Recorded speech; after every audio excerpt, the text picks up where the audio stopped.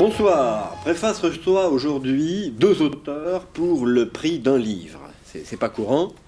Les auteurs ne sont pas courants non plus, le livre non plus, et l'héroïne du livre n'est certainement pas commune, loin s'en faut. Il s'agit de Violaine Vanoyek, à ma droite ou à votre gauche. Bonsoir. Bonsoir. Et Guy Rachet. Bonsoir. Qui sont venus nous voir pour nous parler de ce livre assez étonnant, consacré à un personnage haut en couleur de l'histoire de l'Antiquité romaine, Messaline, chez Robert Laffont.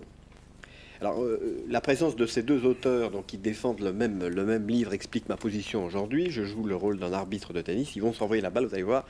On s'arrangera ensemble pour l'alternance des questions et des réponses. Alors, les précédents ne sont tout de même pas si nombreux dans l'histoire de la littérature. On connaît Erckmann-Chatrion, on connaît encore Boileau et Narcejac. Les frères Tarot aussi. Pardon ? Les frères Tarot. Oui, mais j'ai moins de lettres que vous, Guy Rachet. Ce que je voulais dire, c'est que je me suis toujours demandé comment on fait pour se répartir la tâche dans l'écriture d'un roman, d'un livre, on va parler du roman après, d'un livre comme celui-là, Violaine. Mais écoutez, de toute façon, on voulait éviter au départ un écueil.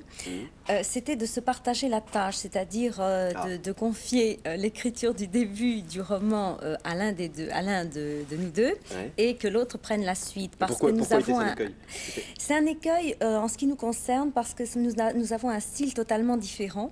Et si nous avions procédé ainsi, je crois que n'importe quel lecteur l'aurait vu comme le nez au milieu de la figure. Donc on était obligé de procéder autrement.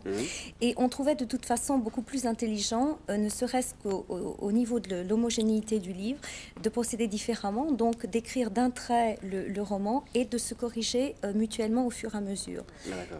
Très bien. Voilà, donc nous avons procédé de cette manière-là. Bon, alors,